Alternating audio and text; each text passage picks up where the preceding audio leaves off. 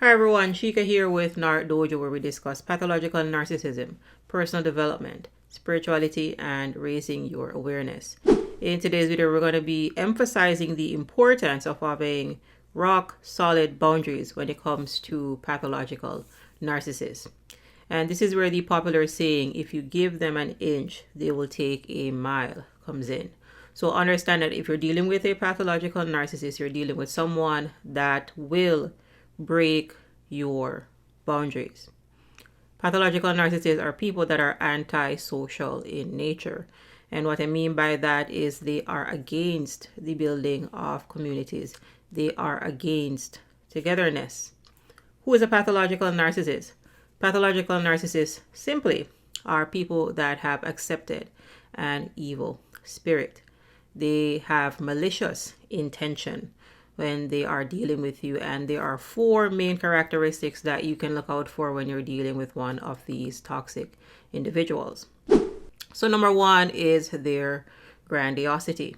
So you're dealing with people that believe that they are better than others without merit. So they believe that they are highly superior to you. So they have to be up here and you have to be beneath them. Number two is you're dealing with someone that requires excessive amounts of admiration, attention, validation, and your reflection. So you're dealing with energy vampires. We're talking about a type of energy parasitism here. Number three is their empathy impairment. And what we mean by that is you're dealing with people that do not have the ability to put themselves in other people's shoes. So they will cross your boundaries. They will harm you and they will not feel bad about doing it. We'll talk about this a little bit more in just a bit. And number four is that they are pathological liars. So if you think about the character Pinocchio, again, we're talking about lies on top of lies, beside of lies, beneath lies. You're dealing with people that are addicted to lying. And it is very important that you understand that when you are dealing with a pathological narcissist. Now, there are two things, people, in life that you will not find. And I know that you can attest to this or agree with this in the comments. So the two things that you will not find in this life are, number one, a hoe that will not go, because hoes will always leave you and go to the streets.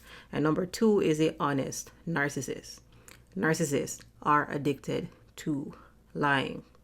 So understand that when we're talking about boundaries here, you may not have been in a situation like this where you needed to block an individual, but I'm telling you again, people, if you're dealing with a pathological narcissist, if you do not need to be in communication with this person, then you need to go no contact.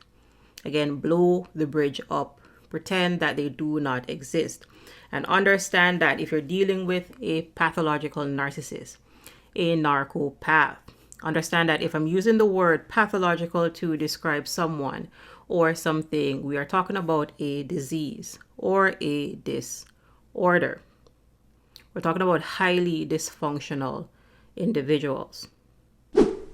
When you really take a look at it, understand that narcissists do not get into mutually beneficial relationships with people.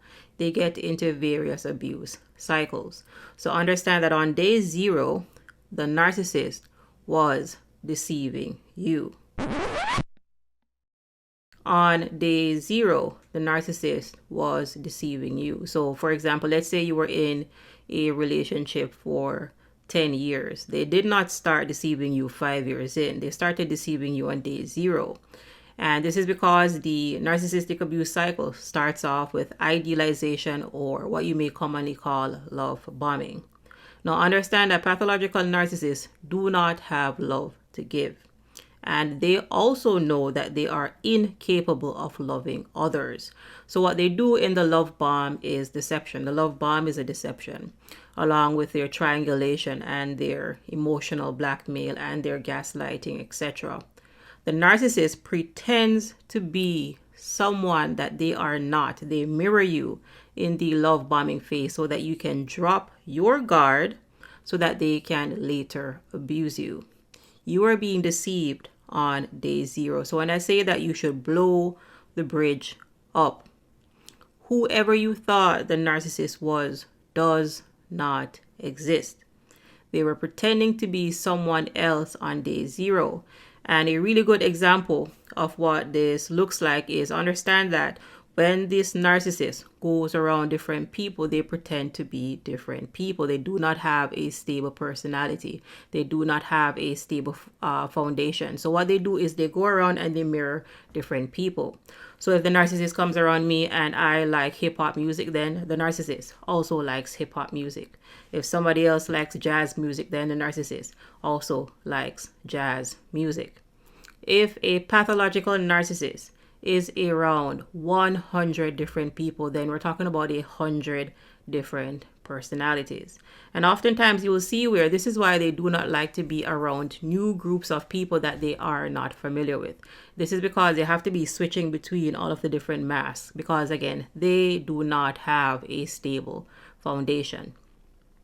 If you do not need to be in touch with a narcissist, for example, if you do not have kids or maybe assets that you are separating, there should be no communication, because what they're going to try to do is to deceive you.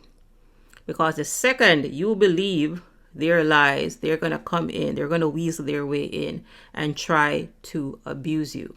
So it is important to go no contact if you have no reason dealing with this individual, or as little contact as needed. So we're talking about the gray rock here. We're going to pretend to be as uninteresting as a gray rock, because what the narcissist wants from you is control. They want to control you. They want you to be subservient. You are nothing more than a bootlicker and a butt kisser to a narcissist. They want your attention, your energy, and your validation. They want your resources. They come into your life to bleed you dry. Pathological narcissists are people addicts. They are addicted to people. They are addicted to people's resources. They are addicted to people's money. They are addicted to people's attention and validation. Understand that the narcissist really is a giant ego being. And this is why they have the insatiable need for people's energy and attention. You're trying to boost up somebody's ego. And the ego is there to hide their pathologically low self-esteem. Self-esteem so low that they would probably have to look up to see it. Their grandiosity and their false sense of superiority is there to hide that deep-seated inner shame and insecurity that they have. You hear me say it often on this channel. Pathological narcissists are people that are rooted in their shame and they're unable to move past their pride. So understand that you're dealing with someone with very severe arrested development. Now, this shame comes from their dysfunctional childhood, right? It comes from their dysfunctional caregivers. That is inherited shame that they have. And again, we're talking about pathologically low self-esteem, and they are running from their shame. They're not adequately dealing with their shame. And what happens is, when they wake up, they're at shame, but on a very good day, the pathological narcissist gets to pride. And pride cometh before the fall. So they're going to fall right back down to shame.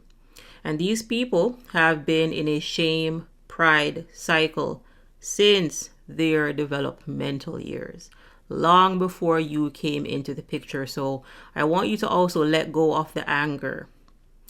And justified anger, but you need to let go of the anger, let go of the shame, let go of the gaslighting, let go of the guilt, etc. that they burdened you with. There's nothing that you could have done differently in this relationship. Narcissists are deceivers, and they're looking for surrogate parents to nurture their wounds, because they themselves will not try to heal themselves, because they actually believe that they are perfect and they need you to adjust yourself to their abuse.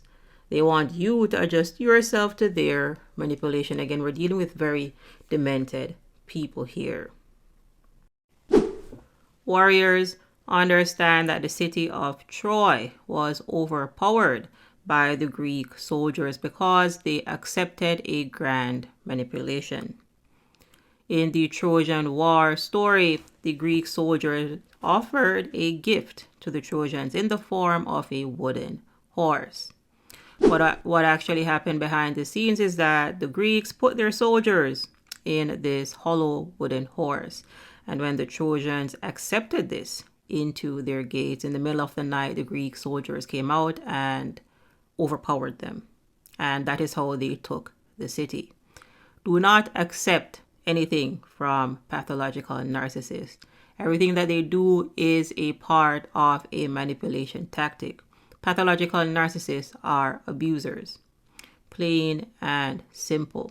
You have to have rock solid boundaries when it comes to abusers. Pathological narcissists are based in shame. They do not like themselves. And they cannot move past their pride.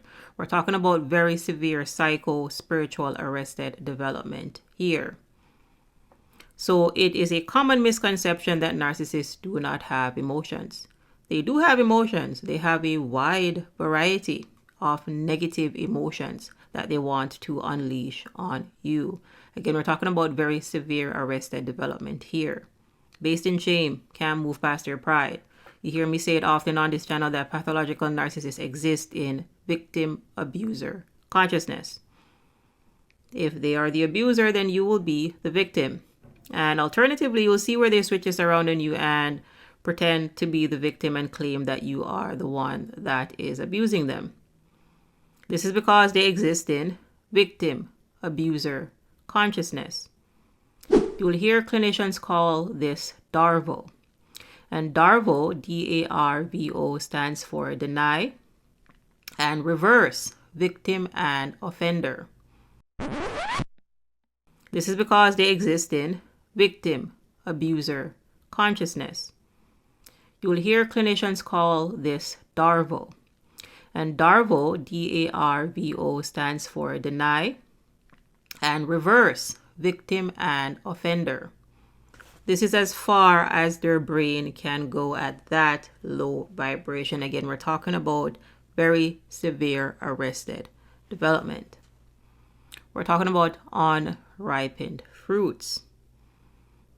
And understand that unripened fruits come from plants that did not receive enough water or sunlight or whatever nutrients that plant needed to create a perfectly ripened fruit. And everybody has had some experience with unripened fruit. It is not a very pleasant experience when you bite into that. And when it comes to unripened fruits, you can't put those fruits back on the tree because they're already fully grown. So on the outside, they may look fine, but again, beneath the physical, when you bite into them, it's not going to be a very pleasant experience. And it is the same with pathological narcissists. They were born out of dysfunction and they are repeating the same dysfunction that they gained from their dysfunctional family systems. A lot of narcissists were coddled or spoiled. And what happens to spoiled children? Spoiled children end up rotten.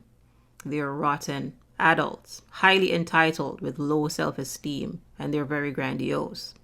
The other set of narcissists are the ones that came from the shameless type of dysfunctional family system. So their parental figures were probably into drugs, alcohol, meth, opioids, etc. Again, we're talking about very dysfunctional family systems. And the children in this family system, for example, the narcissists, this is what they saw and this is what they modeled. So they became exactly like their dysfunctional caregivers. They did not end the cycle. So as you go through this lesson, understand that it is of the utmost importance that you do not project your consciousness onto a narcissist. You need to discern the fruit. Look at what is in front of you. Do not think that they think like you. They do not. I did a previous video, and this is in the NARC101 course, the Narcissistic Abuse Recovery course. It is a 3-hour course that is free that you should go out and check. I'll leave the links here in the description section. In module 1, one of the lessons is, can narcissists change? Because it is a very common question that I've seen come up Now, the example that I gave in that lesson is, of course, Jeffrey Dahmer could eat chicken. You could offer him any meat possible, but the meat that he prefers is people. And this is why he is a cannibal. And if a cannibal invites you to dinner, you are better off not attending because you may be the one that is on the menu. This is because when cannibals think about what to eat, they think about people. Similarly, if a vegetarian thinks about what to eat, they think about vegetables, non-animals. People are who they are. Cannibals eat people. Narcissists are abusers. They exist in victim-abuser consciousness. They did not develop past their lower ego. Again, we're talking about arrested development. We're talking about unripened fruits. At their core, narcissists are at the emotional awareness age, the spiritual awareness age, somewhere between the ages of about 5 and 12 years old. So you could be dealing with someone that is in their 20s, 30s, 40s, 50s, 60s, 70s, 80s, etc. And they're going to behave like a maladaptive 8-year-old because they have arrested development. Do not assume that narcissists want to change. These are the thoughts that you generated in your mind. Do not project your consciousness onto a narcissist. There are 8 billion people on this planet, and everybody on this planet does not think like you. If narcissists wanted to change, then they would. However, they won't because they believe that they are perfect, because they're filled with pride. People that are filled with pride believe that they are grandiose and other people are beneath them. So why would a pathological narcissist listen to you? To you, or to them, you are a peasant. And they are a king. And kings don't listen to peasants. And again, this is how they think in their mind. Understand that pathological narcissists exist. Just like leeches exist.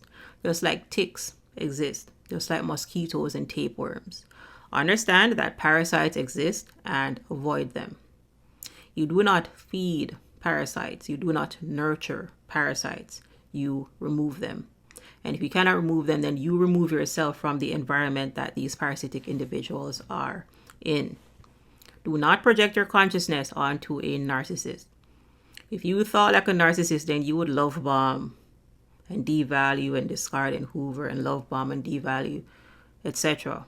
You would be in an abusive cycle with others. But again, you do not do that because you do not think like a narcissist. Similarly, they do not think like you. Abusers abuse because they believe that abuse is acceptable behavior. Let me say that again. Abusers abuse because they believe that abuse is acceptable behavior.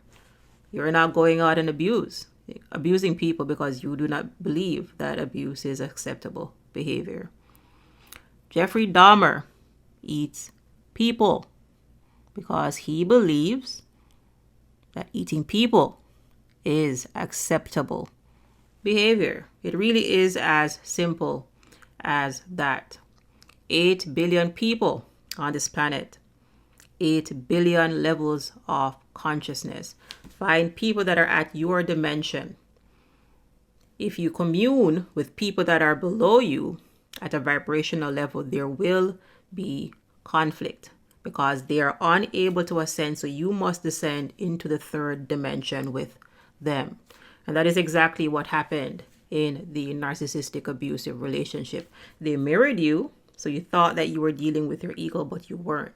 You actually lowered your vibration and got into the 3rd dimension. Understand that as an empathetic, kind person, as a star seed, as a light worker, you have no business in the 3rd dimension. The 3rd dimension is a place for abusers or victims, which is why you must get the courage to walk away and stay away. You must maintain a high vibration. In closing, kind people, understand that you must have firm boundaries when you're dealing with pathological narcissists, because if you have chinks in your armor, you're going to come back, break that open, and they are going to attack you. This is because, put simply, pathological narcissists are antagonists.